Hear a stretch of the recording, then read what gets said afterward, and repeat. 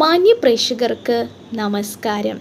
ഞാനിന്നിവിടെ ആടുജീവിതം എന്ന പുസ്തകത്തിനെ ആസ്പദമാക്കി ഒരു ആസ്വാദനമാണ് അവതരിപ്പിക്കാൻ പോകുന്നത്. നോവൽ സാഹിത്യത്തിന് ആധുനിക കാലം നൽകിയ സംഭാവനകളിലൊന്നാണ് ആടുജീവിതം. നാം അനുഭവിക്കാത്ത ജീവിതങ്ങളെല്ലാം നമുക്ക് വെറും കെട്ടുകഥകൾ മാത്രമാണ് എന്ന വസ്തുത ആദ്യമേ പറഞ്ഞുകൊണ്ടാണ് ഈ നോവൽ ആരംഭിക്കുന്നത്. സൂര്യനായി കത്തിജ്വലിച്ചിരുന്ന ജീവിതത്തിൻ്റെ നേർക്കാഴ്ച ആടുജീവിതം.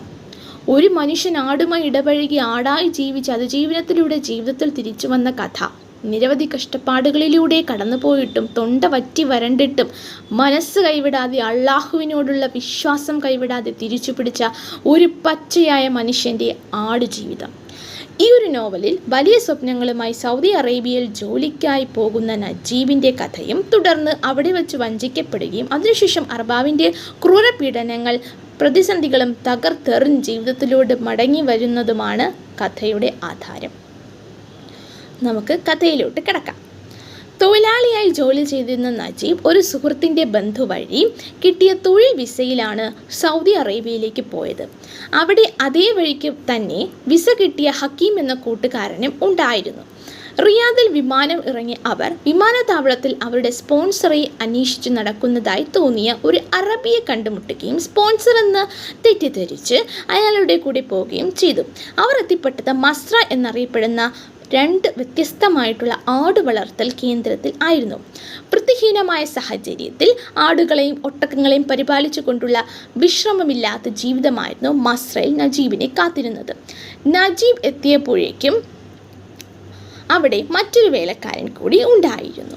വർഷങ്ങൾ നീണ്ടുനിന്ന അടിമപ്പണി അയാളെ ഒരു ഭീകരരൂപിയായി മാറ്റിയിരുന്നു. നജീബ് വന്ന് കുറച്ചുനാൾ കഴിഞ്ഞപ്പോൾ അദ്ദേഹത്തെ കാണാതായി. ഭീകരരൂപി രക്ഷപ്പെട്ടതുപോലെ തനിക്കും ഒരു നാൾ രക്ഷപ്പെടാമെന്ന് നജീബ് ഓർമ്മിച്ചു. എന്നാൽ അധികം ദൂരമില്ലാതെ ഒരിടത്ത് നിന്ന് ഭീകരരൂപിയെ കൈപ്പത്തിയും കൂടെ അഴുകിയ നിലയിലുള്ള ശരീരവും കണ്ടപ്പോൾ നജീബ് രക്ഷപ്പെടാനുള്ള എല്ലാ മാർഗങ്ങളും ഉപേക്ഷിച്ചു. തുടർന്ന് മസ്രയിലെ മുഴുവൻ ജോലികളും നജീബിന് തന്നെ ചെയ്യേണ്ടി വന്നു.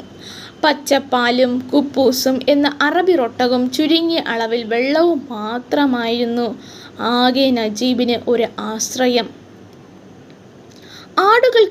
ആടുകൾക്ക് നാട്ടിലെ കഥാപാത്രങ്ങളുടെയും സ്വന്തക്കാരുടെയും പേരുകൾ നൽകി അവരുമായി സംവദിച്ചാണ് തൻ്റെ ഏകാന്തമായ നജീബ് ആശ്വാസം കണ്ടെത്തിയത്.